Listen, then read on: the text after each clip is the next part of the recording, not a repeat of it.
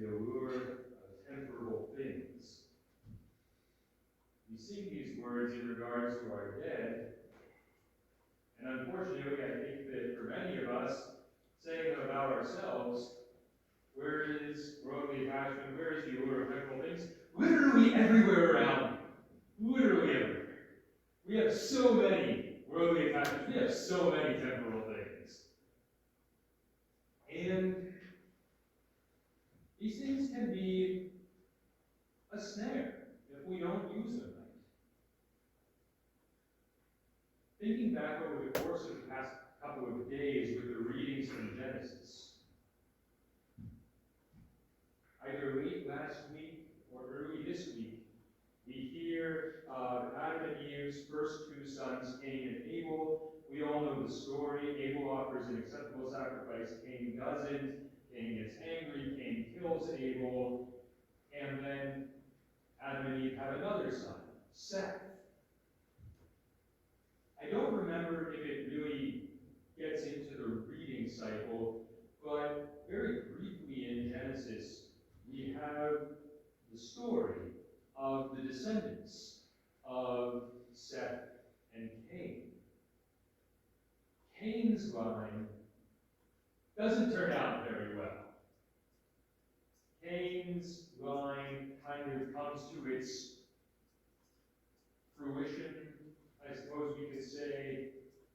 Cain's line is represented by his several times descendant Lamech, who is presented as the first man to take two wives, and who says that if Cain is avenged sevenfold, in spite of the fact that he killed his brother, then Lamech is avenged 77-fold, having killed a man for bruising him, having killed a boy for striking him. I don't remember the exact quote, something like that. Lamech's a bad dude.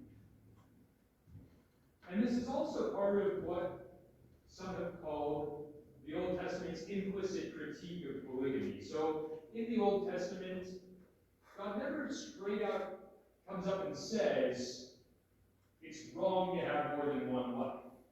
But if we look at the Old Testament, every time somebody has more than one wife, it doesn't end well.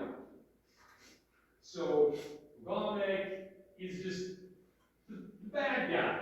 Okay, so the message here is the bad guy has two wives. Abraham will have a concubine, and that introduces discord into his descendants that in some sense continues today.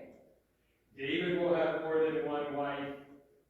That will also lead to family troubles. Solomon will have many wives, and the Bible's kind of the last word on him. It's understood that he repented after the portion of his life recorded in the Bible, but the part of his life recorded in the Bible, the last word is, his many wives turned away his heart after other gods. So even if the Old Testament doesn't come out and say this whole polygamy thing is a bad idea, it certainly shows us that polygamy is a bad idea.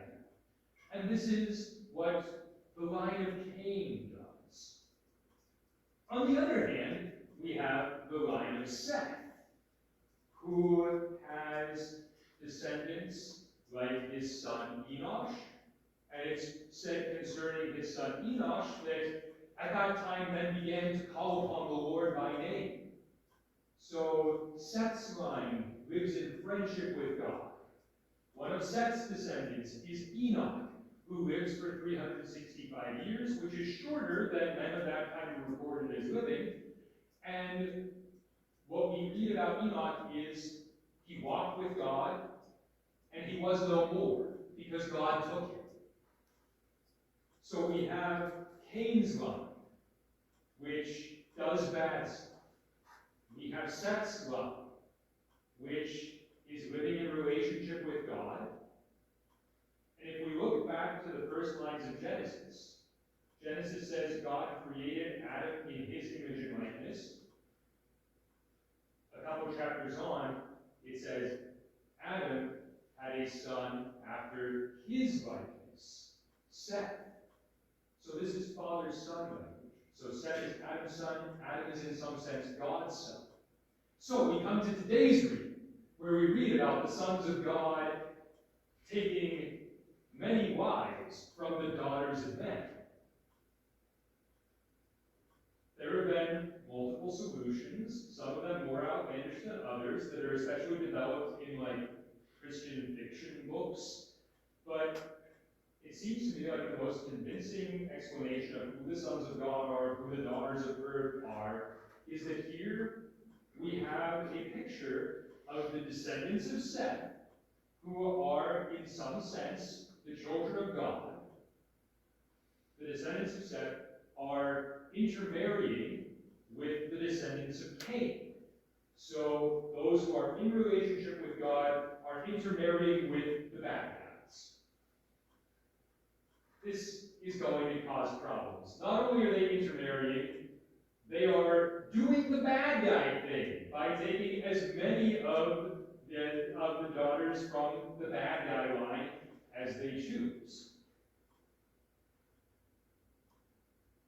So, not to make an admittedly long service too long, I think that with us, we're kind of not in a position to practice polygamy, but I do think that we can look at ourselves perhaps and ask, what attachments am I forming? What attachments have I formed that ultimately are going to lead me away from God? So, after the descendants of Seth intermarry with the descendants of Cain, we hear God say that all of their thoughts are continually evil. So in some way, getting too close to the wicked line has corrupted the line of those who are living in a relationship with God, or who maybe were living in a relationship with God.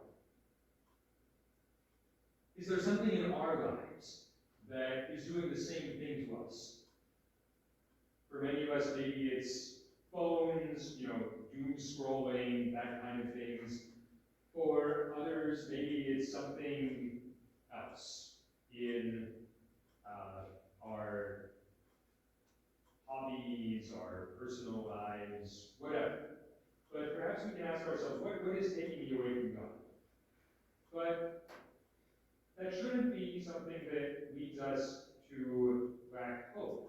Because even as the line of Seth is decaying in some sense, we hear that in the end, Noah is born, the righteous man, the one who finds favor with God, the one who ultimately is going to be, in some sense, a new Adam who God is going to use to restart the human race. And so there is always that remnant, and there is always hope for humanity, but also for each of us personally. Noah has his own problems down the road, but there is still something about him where he remains in a relationship with God. So, to kind of wrap this up, perhaps we could examine ourselves, see where we're attached to things that might pose problems for our relationship with God, put those things away as much as possible, pray to God, asking Him to give us the strength to live in a relationship with Him, asking Him to deliver us from whatever it is that would draw us away from Him, and ultimately to thank Him for the fact that He never leaves us without hope, and that ultimately He has given His Son, our Lord Jesus Christ, for the salvation of the human race, so that we can always be in relationship with Him, receiving joy, being able to be lifted up when we fall into sin, and ultimately being welcomed into